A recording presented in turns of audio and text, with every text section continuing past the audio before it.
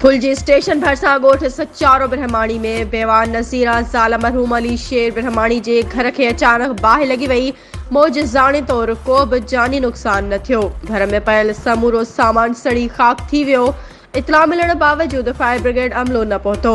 ॻोठाणा पंहिंजी मदद पाण बाहि विसाई बेवा ॿारनि समेत खुलियल आसमान हेठि अची वई। सरंदी वारनि खे वाहर जी अपील।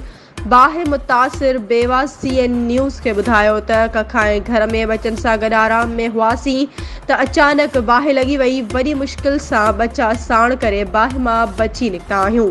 घर में पयल समूरो सामान हंध खटूं ऐं ॿियो सामान सड़ी खाक थी वियो। हुन वस वारनि खे अपील कई आहे त मदद कई वञे।